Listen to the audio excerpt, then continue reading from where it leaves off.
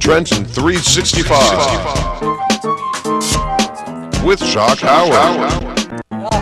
Profiling the businesses, organizations, and people that make Trenton better. And welcome to the Trenton 365 show. I'm your host, Jacques Howard. You're listening over WIMG 1300, New Jersey's oldest radio station. And you can find us on social media platforms, Facebook, Instagram, and Twitter at WIMG 1300. If you're watching, it's over WPHY Channel 25, covering Mercer County, New Jersey, through the Verizon Fios network. The Trenton 365 program has a Facebook page, Instagram, and Twitter as well, at Trenton 365. And you can always send me an email, Trenton365show at gmail.com. You can post your events to the Trenton 365 community calendar page as well. And I encourage you to check out the YouTube and subscribe there, Trenton 365. We do a live show once a month currently.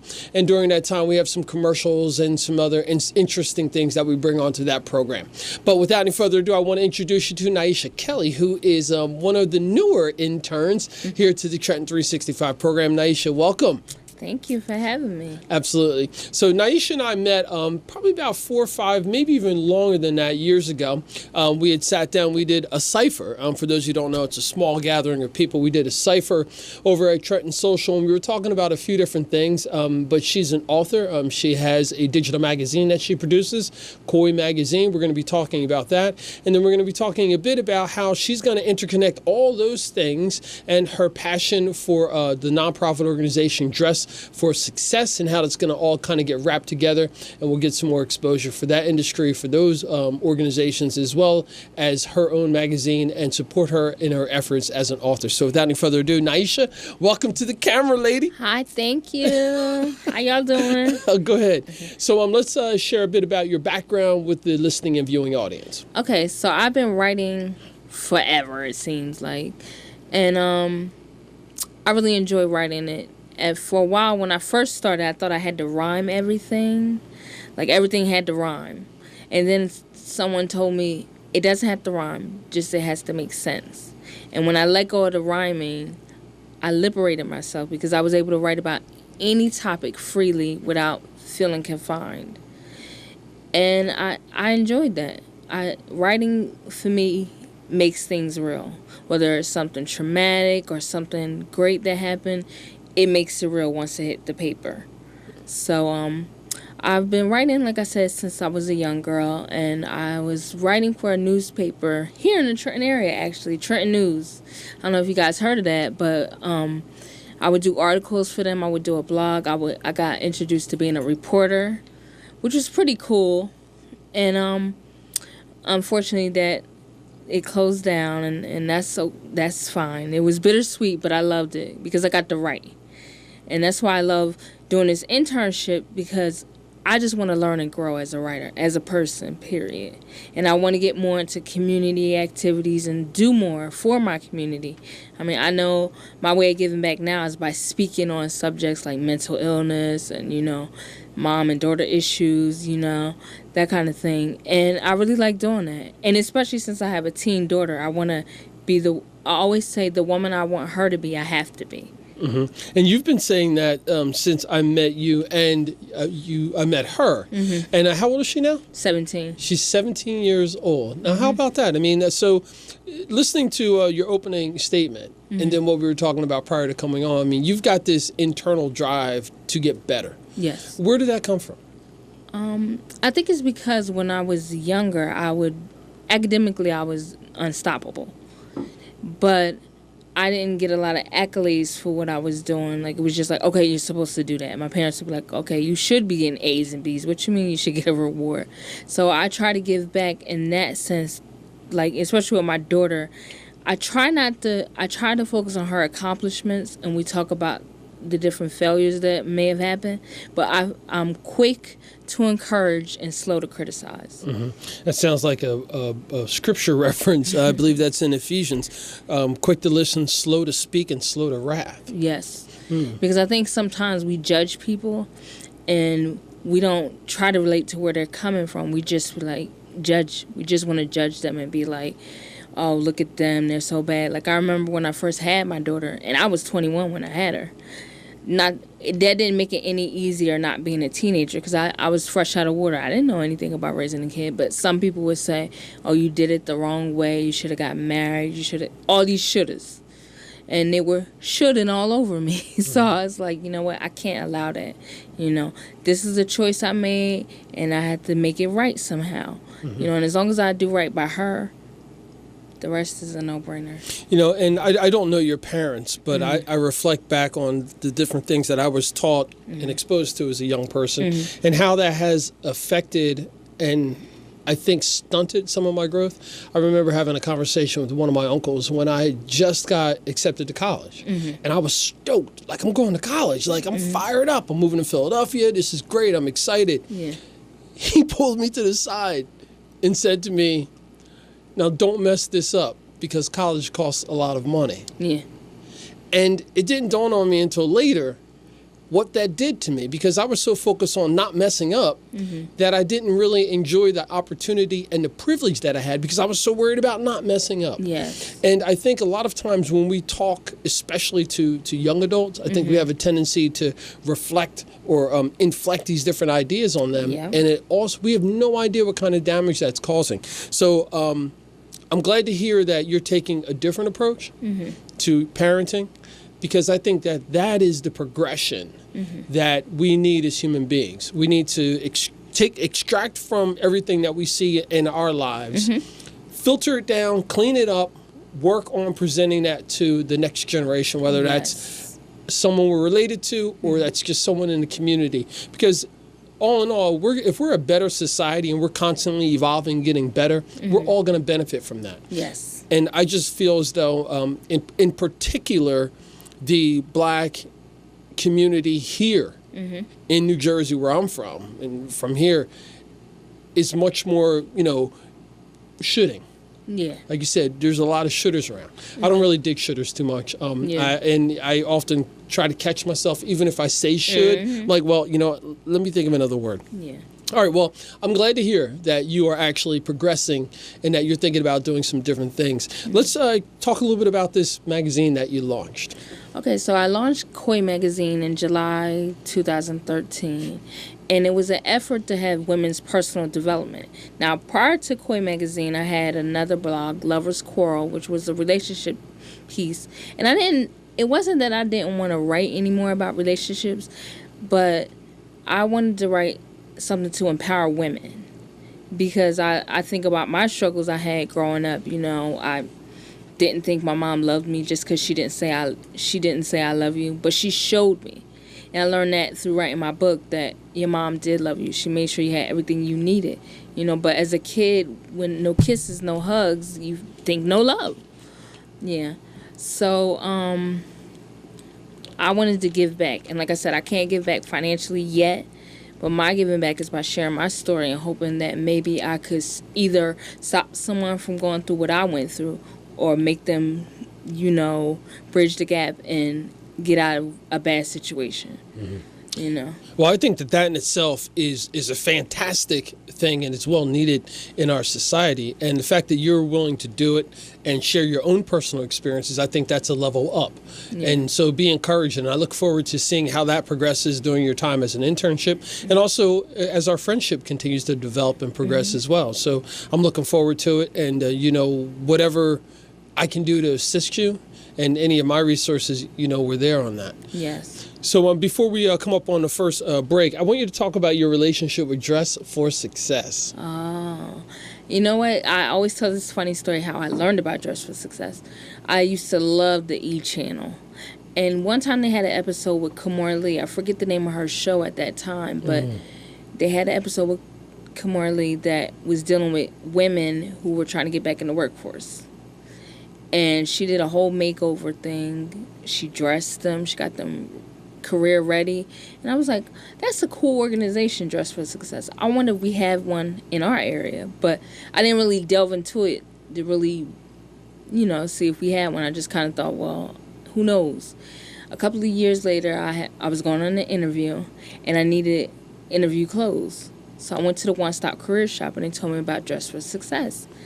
And I was excited because I'm like, they would tell me how they'll suit you for the interview. They'll get you interview ready, And then if you get picked up, like if you get hired, they give you 5 more outfits from that beautiful closet.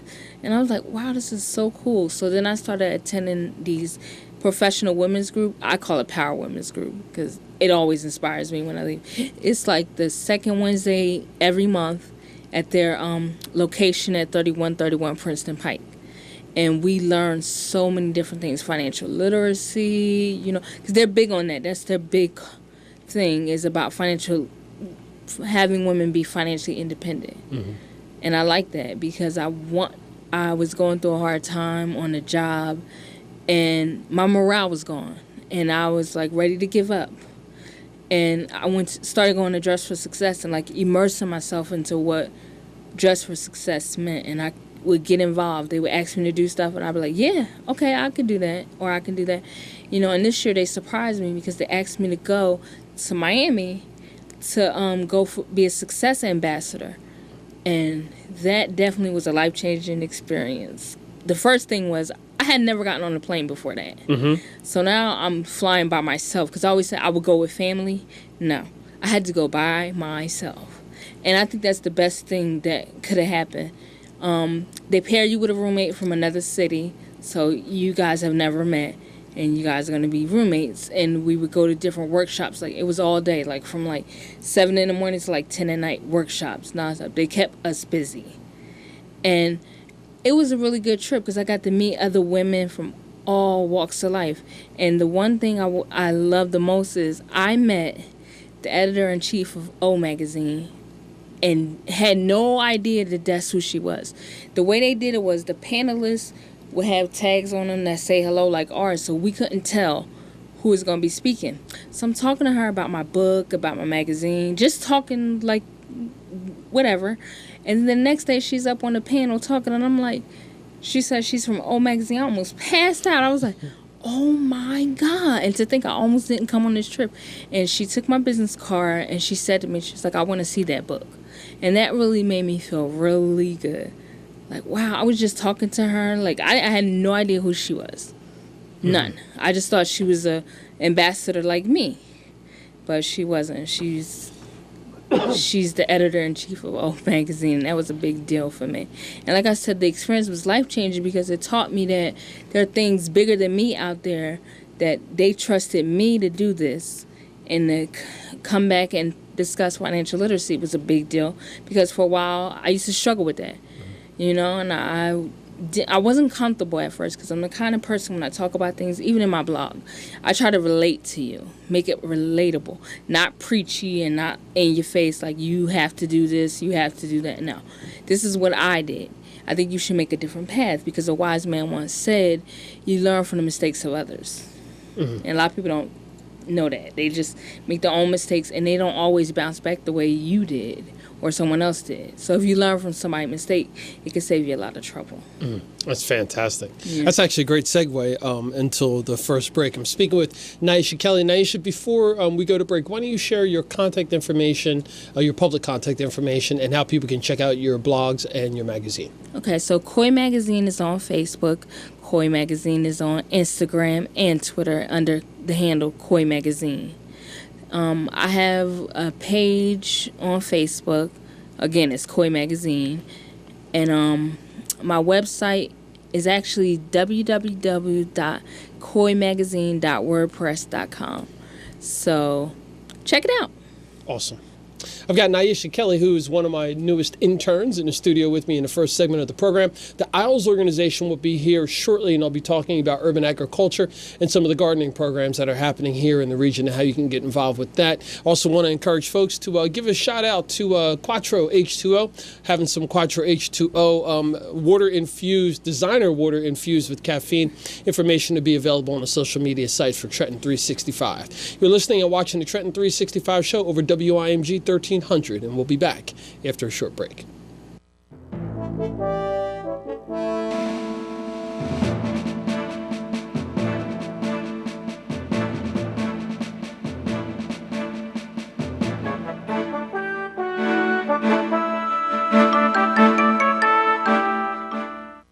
This is an important announcement. If you're between 50 and 85 and worried about your loved ones, you can still get affordable life insurance for peace of mind. My life insurance coverage is guaranteed, and I was not required to get a medical exam. I had high blood pressure and diabetes, and I got my coverage with one telephone call. No exam necessary. I'm a smoker, and I wanted to take care of my family. I called to get my life insurance and my affairs in order. I wanted to do the right thing. Call Final Expense No Exam Insurance. Your rates are guaranteed and will never increase. I called and learned that this insurance cannot be canceled, even if you get sick or gain weight. And there are no restrictions on how my beneficiaries use the money when I'm gone. Don't wait until it's too late. Call now and get peace of mind for you and your family. Call 800-340-1290.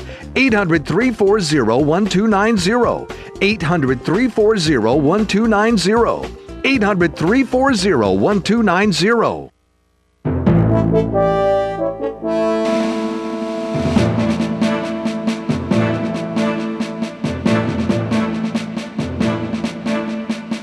And welcome back to the Trenton 365 Show. Send me an email, trenton365show@gmail.com. The 365 are the actual numbers. You can also find me on all social media platforms, Facebook, Instagram, and Twitter at Trenton365. If you have an event that's coming up, something you'd like to get some additional press coverage of, hit me up. Because I know a lot of times people spend a lot of time and a lot of energy putting together press releases to send them to traditional media outlets who oftentimes don't really do much with them. I'm encouraging you to send them over to Trenton365show@gmail.com or via one of the social media platforms, and we'll see what we can do about getting someone out there to cover that, whether to write an article, take some pictures, interview you, etc. But there's a lot of amazing things happening. Trenton 365 is exploding. We've got sponsorships that are coming down the pike, like Quattro H2O, which is designer water infused with caffeine, which is a Jersey Shore Cosmetics product, and you're going to hear a lot more about that coming up in the future. Also, Harry's Razors. Most of you guys know that I shave my face and my head. They've got a new product coming out for shaving heads. In addition to that, I'm doing a bunch of different other things, but the best thing to do is to get connected. And if you're a young person, when I say young person, if you're under 100 years old and you're excited about media and you're interested in photography, videography, writing, you've got a really cool project that you want to work on, but you just don't know how to navigate this region, hit me up. I'm sure we can figure out how I can get you connected with some people. We can partner and make sure that something like that happens. And most importantly, we'll have it documented. We've got an amazing team of photographers and videographers already, filmmakers who are interested in documenting this. This is a lot more than just a show that you see once a week here on Tuesday night. There's a lot going on, and I encourage you to be a part of it. So I got Neisha Kelly here, I've known Neisha for several years now. We actually met when she was launching her magazine, Koi magazine, and we did a cipher over at Trenton Social. And if I'm not mistaken, that's actually recorded somewhere. I think filmmaker, I got to look that up. So filmmaker Jeff Stewart actually documented that, and that was back in 2013, 2012, right around there. At the Trenton Social. Yeah. So I got to get a copy of that from Jeff, and then we'll share that. That's kind of cool, actually. Yeah. In addition to that, she's also, she didn't even touch on this, but she's also a spoken word artist and a poet.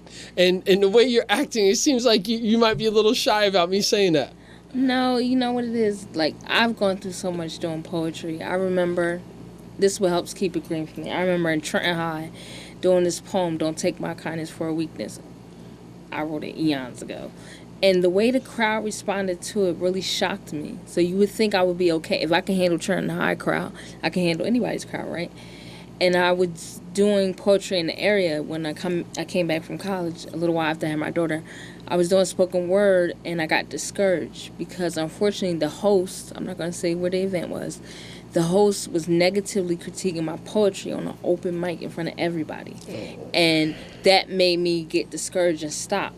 And then one day I stopped by Classics bookstore, and there was an open mic there. And this guy, Todd Evans, he was a phenomenal poet, but he was like, okay, when you want to be the feature? Like, I did a poem, and he said, when you going to do a feature? And I'm like, a feature?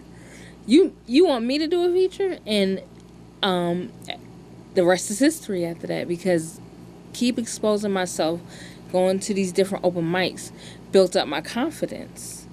And so, and what I liked about classics in particular is it's family oriented. We're all family. We're all cheering each other on. We're all trying to do better.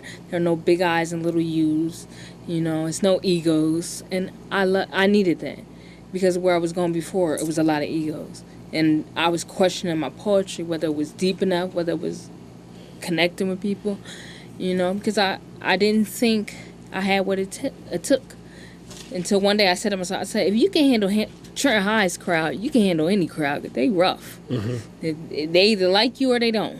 Mm-hmm. I want to jump in there quickly and again, encourage the folks in the audience.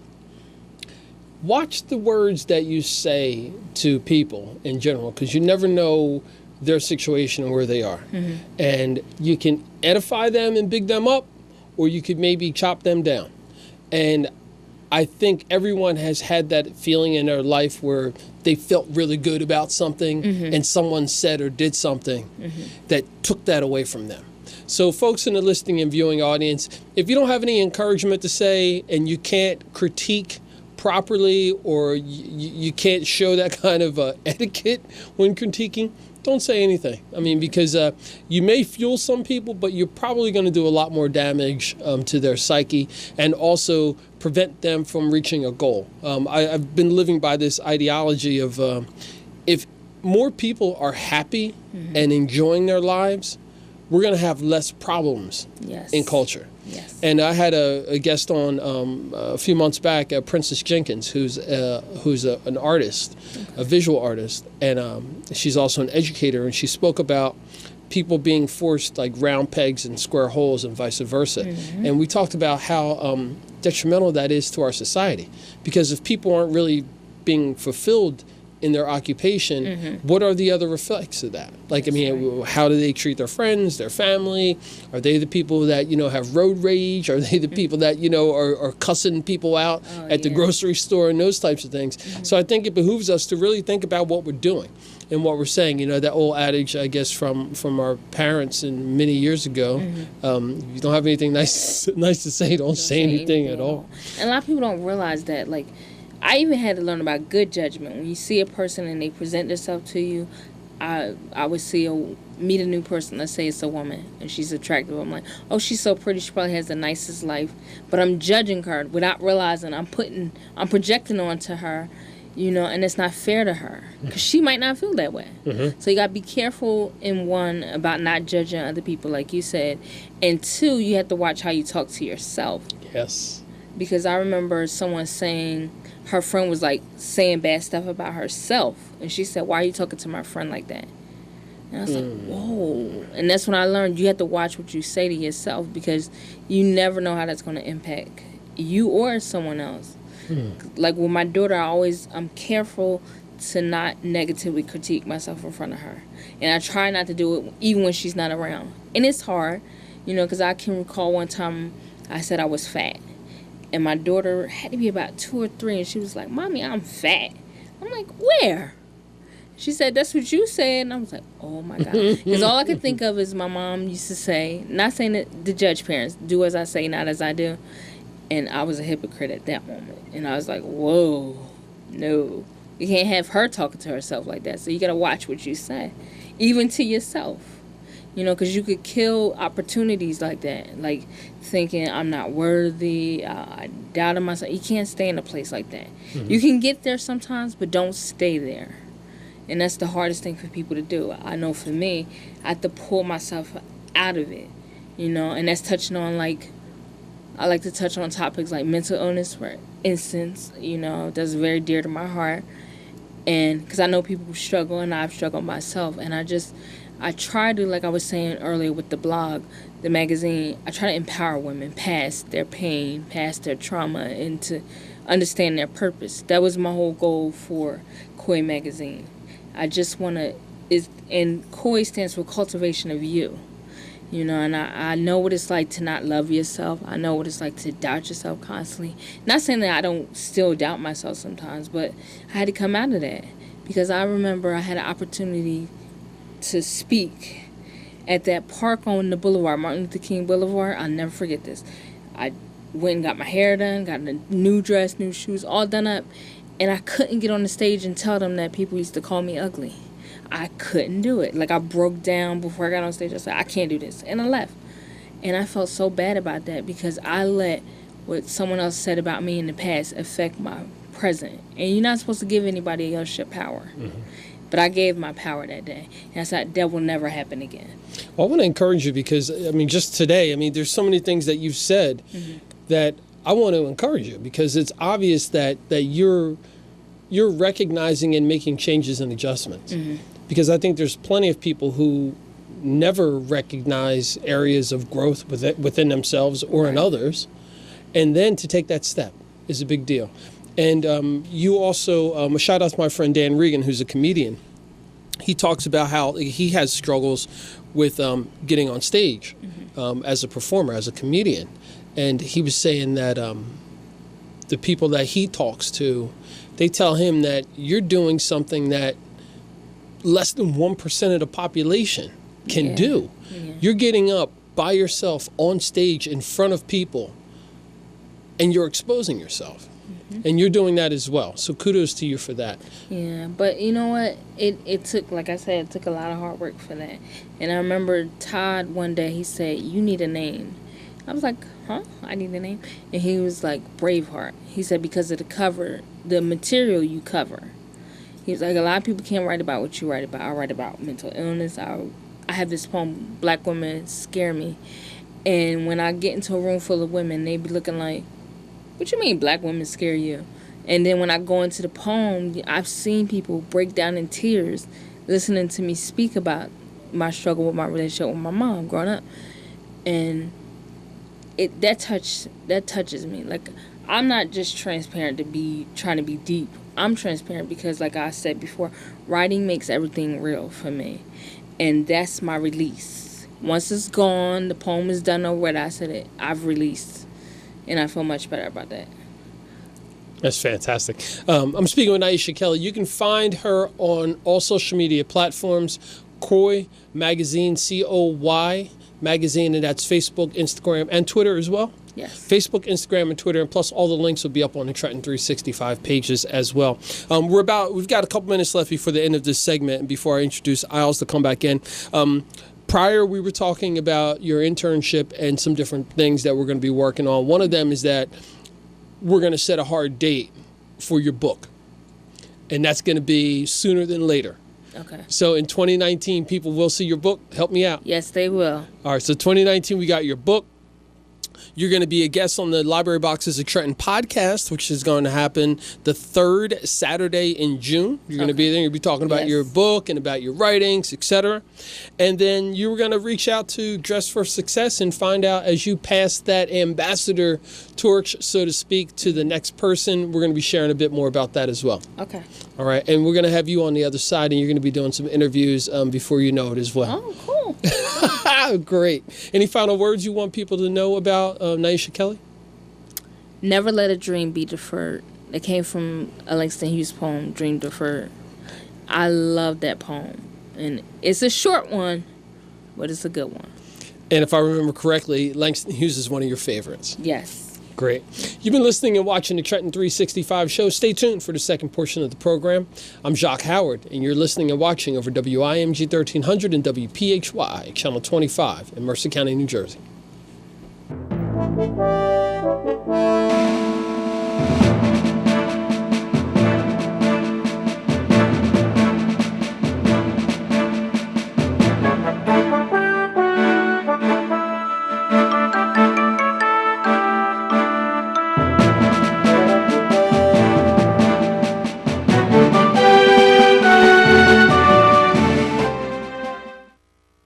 Add another amazing event to your Stellar Award weekend by celebrating with R.E.A.C.H Magazine. Gospel music's #1 magazine is celebrating 10 years in grand style on Thursday, March 28, 2019 at 9:30 p.m. at The Space, located at 3460 Cabaretta Court in Las Vegas. Hosted by comedian Jonathan Slocum, honoring Dr. Leonard Scott, Vicky McLatea, Jonathan McReynolds, Wardell Malloy, and Donald Lawrence. Performances by Hezekiah Walker, Tasha Page Lockhart, Keandra Lockett, Jordan Armstrong.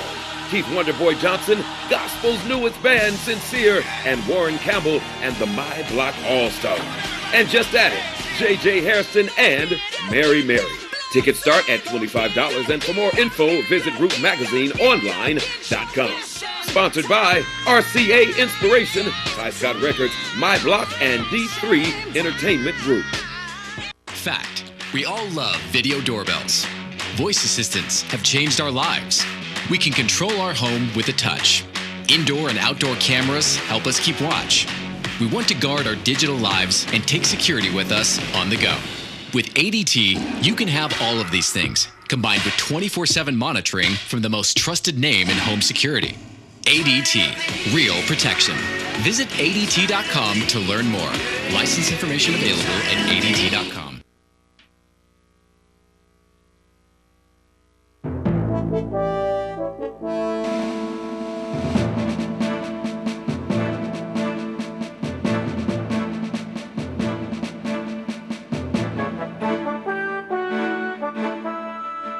And welcome back to the Trenton 365 show. In the studio with me in this portion of the program, I have representatives of the R.E.A.C.H Urban Agriculture program. Jim Simon is here.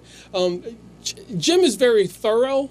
For those of you who know Jim and have seen him around. So I'm showing up this sheet here. So we had a conversation earlier, and we run in the same circles. But of course, Jim showed up with a laundry list of things that we could talk about tonight.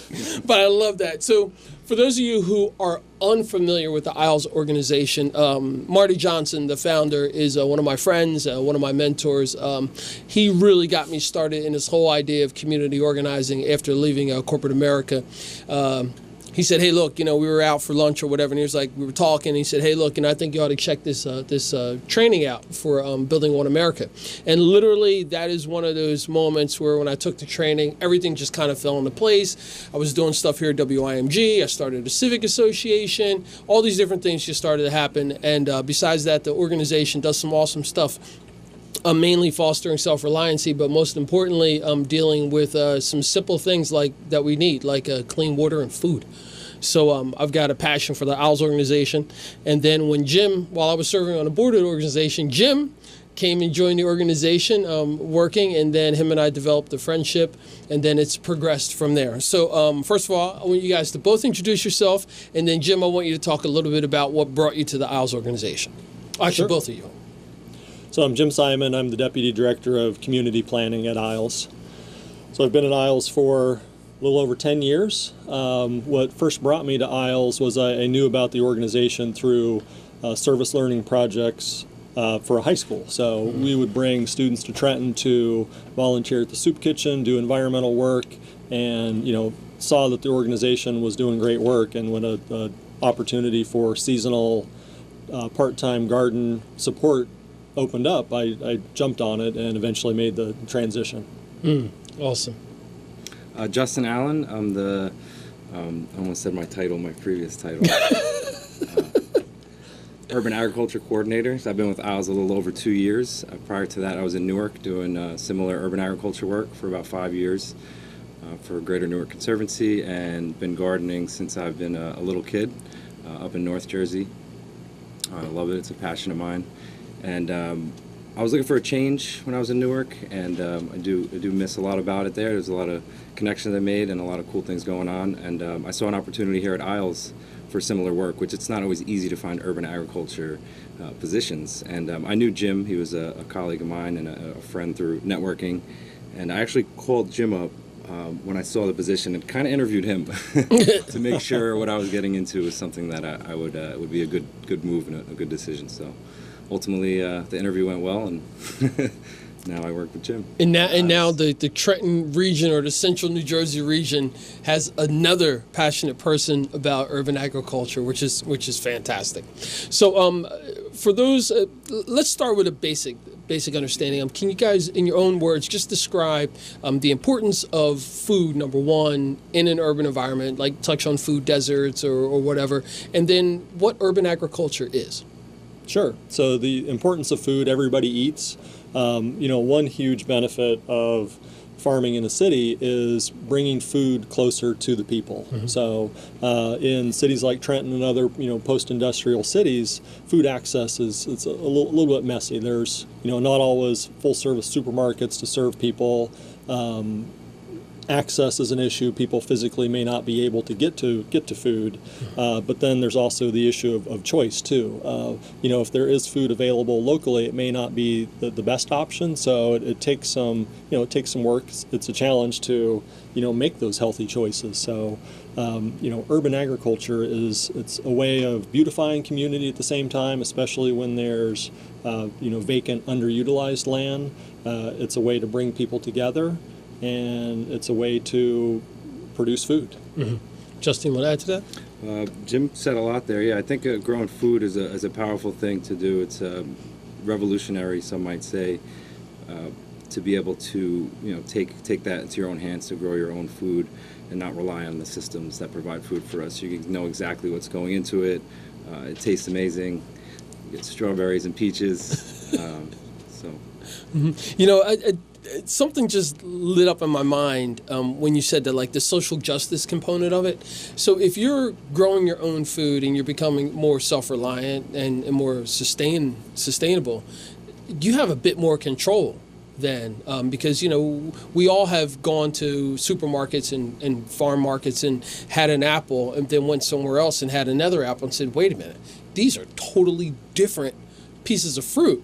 And then you start doing some more research and you realize, oh, well, this one was, grown in one particular environment and this one was grown in another environment. Does that really make a difference and so forth? Can you talk about without going into like too political about what GMOs and non-GMOs and what companies and stores do what, just the importance of the food that we're taking in and how important it is for us to have an understanding of the quality of food? Yeah, that's a good point. You talk about control, view it in a positive sense. You're controlling, what you eat, you understand what's going into it, or who grew it, if it's, if it was given to you by a community gardener or a friend that you know.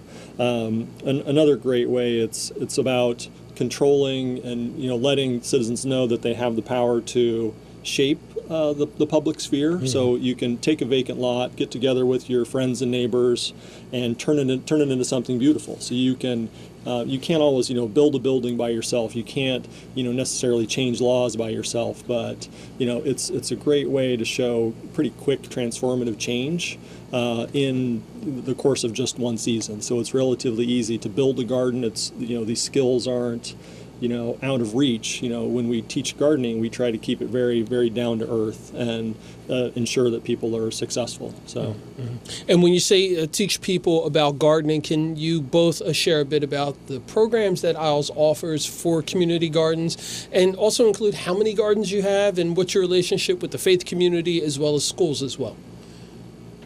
There's a lot going on at I.L.S. So the training, we can meet people where they're at. We do have a training garden. And that is an intro gardening training garden. It's called the Incubator Garden. It's at 33 Tucker Street by Battle Monument. We have a small production site there, along with the training component of it. And there's also a community orchard. So those trees will be maturing, so people know there's peaches and cherries, and there's going to be fruit trees that are going to be producing a lot of fruit in the coming years at that location as well. So that training garden, we run some workshops through that. And we get people up to speed throughout the season and keep in touch with them, work with them throughout the season to get them the skills and what they need to get growing, and hopefully then move them on to another location, place them into community garden, get them set up at their own home, wherever they would like to grow after that. And what else? We got about 60, 65, close to 70 gardens we support. I say support because we can't. It's a lot to take care of. We do manage some. Yeah, and Justin, I'm going to jump in there, and I want you both or you to stick with this and be particular about the gardens, because I don't want people to think that every single garden in the region that I.L.S. is partnering with is an I.L.S. garden, like, so to speak. It's not that I.L.S. has employees who are there who are cultivating. Can you just go into a bit of the programming? Yeah, so we support the gardens. We have two that we manage. One is the Tucker Street location, the production side. Roberto Clemente Park is a children's garden that has some other aspects to it, some vegetable garden beds, a bamboo forest, and other elements for programming. Beautiful space. Those are the two main ones we manage. There's other large gardens around the city that will support. We might till it for them in the beginning of the season, get the water turned on. And some other gardens we just provide seeds and seedlings. So there's different levels that we support. It's really how much they want to get out of it or receive from it. They can just show up to the workshops. They can get all the other benefits. So there's a lot going on. We have school gardens that we support, and we do some education and nutrition education at a few schools, and we get the school gardens going. And they're all very different too, the way they're run and different kinds of support. We have different institutional gardens, and with 65, they're really all over the place, and they even fall outside the boundaries of Trenton. Jim, you want to add to that? Yeah, so it's really about kind of providing the organizational assistance, the technical assistance. So, people come to us and say, they're interested in starting a garden. So we do site visits and site assessments with them. We look at the particular area that they're looking at gardening itself. So we look at sun exposure. We talk with them about soil testing, soil quality, but we try to assess the capacity of the people to manage a garden themselves. We can go start a garden this afternoon. It'd be easy to do, but the reason that gardens fail, or the reasons that gardens are successful, are they have that critical mass, that people have buy-in, they can work with each other, and they share common goals. So that's the hardest part to come by. Mm-hmm. And I just want people to understand that there's opportunities for us to really partner with organizations. No one has to go at it alone anymore, for the most part, in the community like Trenton or Mercer County. All you have to do is ask. I mean, and you've got an organization like ours with well over 30 years experience that can come in and do soil testing, can get you situated with sun exposure, what type of garden will work best for you, whether it's in ground, above ground, containers, what are some of the best things to grow, et cetera. And I think that there are opportunities for people to really get more engaged with this idea of controlling what you're actually putting into your body. And what better way to help out with children and with nutrition, et cetera, and then teaching them how to grow. You mentioned the Roberto Clemente Garden, which is technically, I guess you said, a children's garden. Can you talk about some of the programming that happens there? Sure. So Roberto Clemente, that's a city park, but Isles helped rehab it. The children's garden is the area that we manage, so we have that open after school. In the summer, we try to keep it open as much as possible. We ran a summer camp pilot this past summer called Camp Carrot.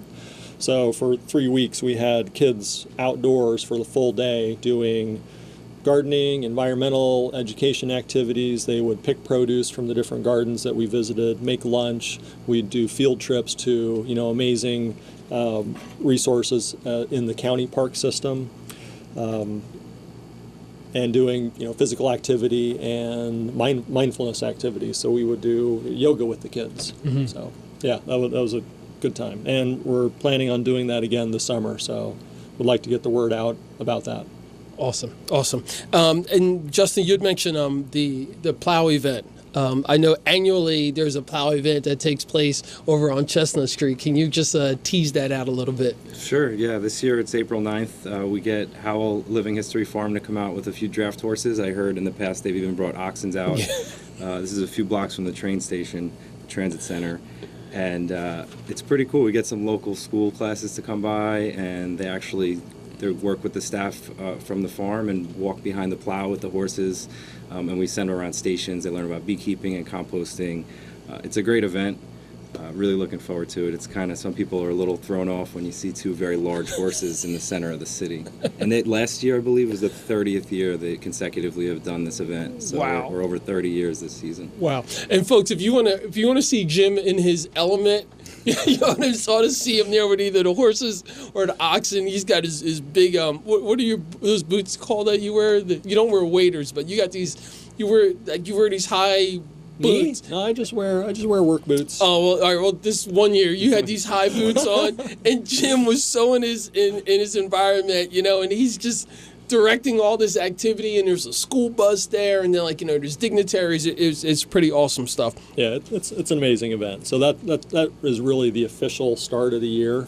My grandparents farmed with draft horses in suburban Omaha, Nebraska. So that really it's about kind of reconnecting people to the way food was raised.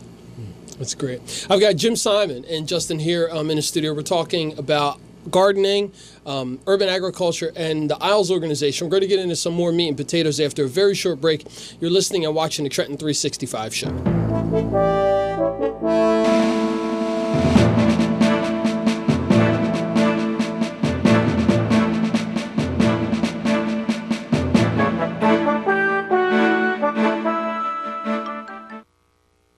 Are you a dog lover? Then don't miss any of your 3 chances to bring your well-behaved, 4-legged best friends to Arm & Hammer Park with the Bat Dog Bundle, a special 3-game ticket plan where you can bring your dog to the game free of charge.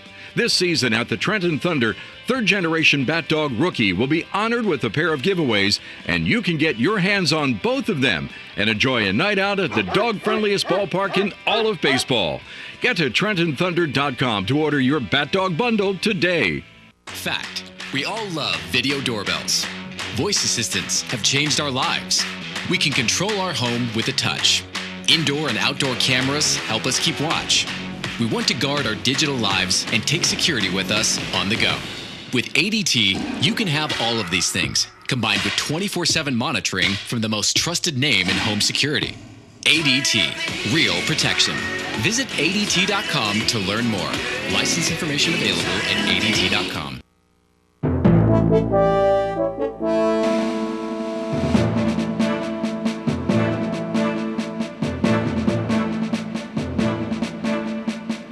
And welcome back to the Trenton 365 show. You can send me an email, trenton365show@gmail.com. Most importantly about this program, because the idea is to encourage people to get involved in the process of their lives, be civically engaged. So I encourage you to reach out to the Isles organization, and the website is simple, ISLES.org. There you can find out all the information about the programming, whether it's the school that they run, but also about urban agriculture and some of the history, etc. But it's very important for you to check out the website. Reach out to Jim Simon and Justin Allen. Either one of them can help you out if you want to start a garden, if you have some questions about your own garden, if you want to get a program done or started at your neighborhood association, your church, whatever it is, your faith center. These two can help you out with that, and I encourage you to do that sooner than later, because you don't want to get into this whole idea of, oh, the weather's warm, now I want to do my garden. Now is the time to start thinking about it, start laying it out, start trying to figure out what you have going on, because in the incubators, they've got seeds and seedlings that are actually getting ready to get started so that they'll be ready to go into the ground after we're through the whole frost period.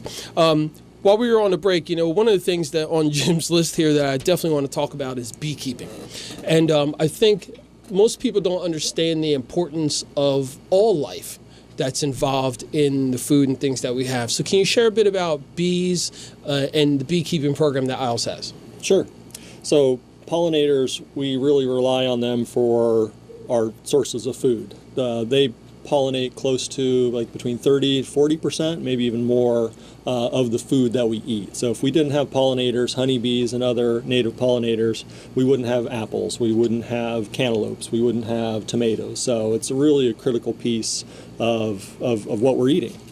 So we incorporate beekeeping and pollinator education into our work in the schools and into our work with the community gardeners. So we manage about a dozen hives. I've been keeping bees at Isles for about 6 or 7 years. So I started off by taking the Rutgers beginning and advanced courses. We're also members of the New Jersey Beekeepers Association, so we really promote responsible beekeeping.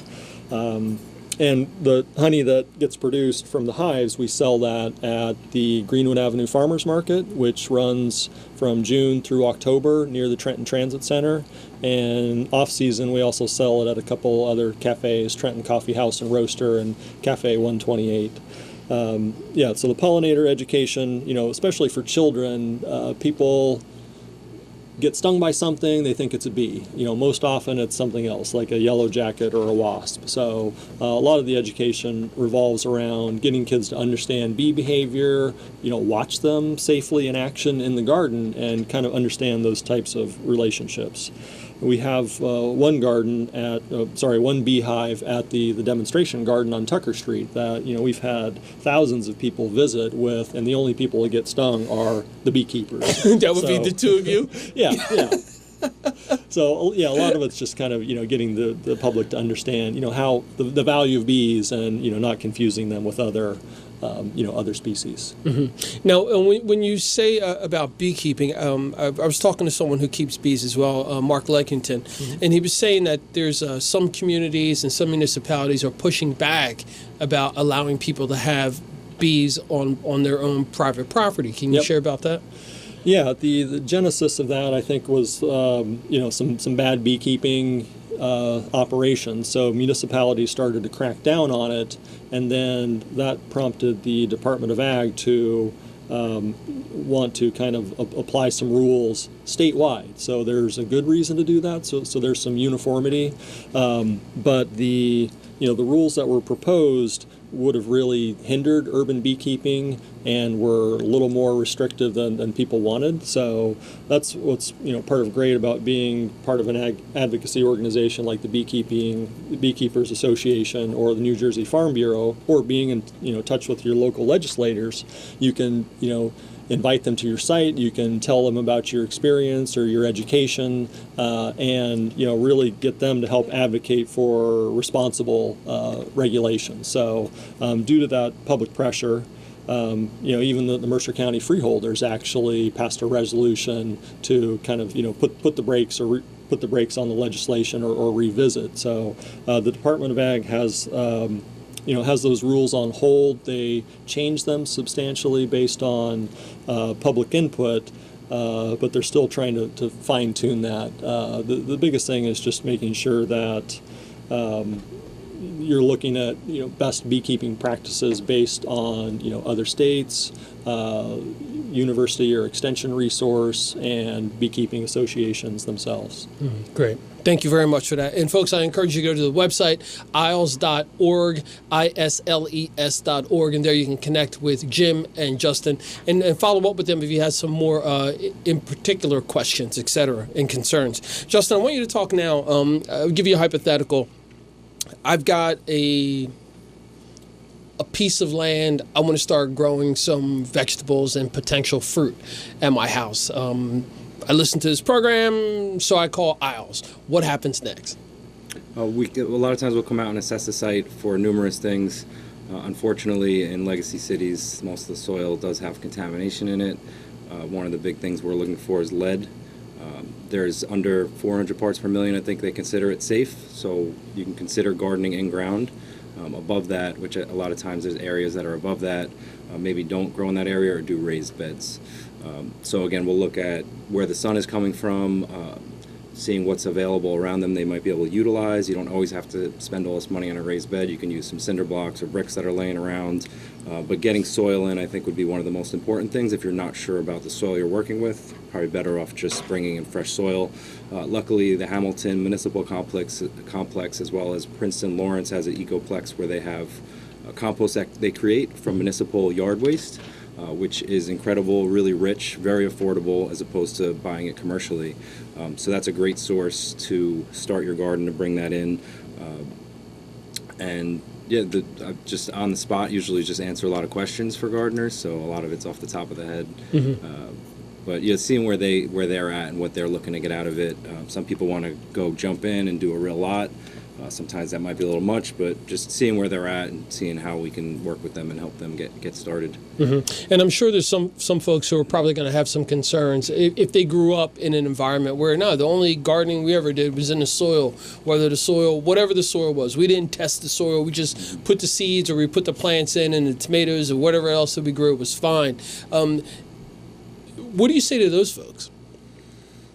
be careful. There is some recommendations I think the USDA might put out where if you're working in lead soils, just a lot of times it's more on like the surface. The leafy greens are an issue because it's on the surface. Just washing everything well.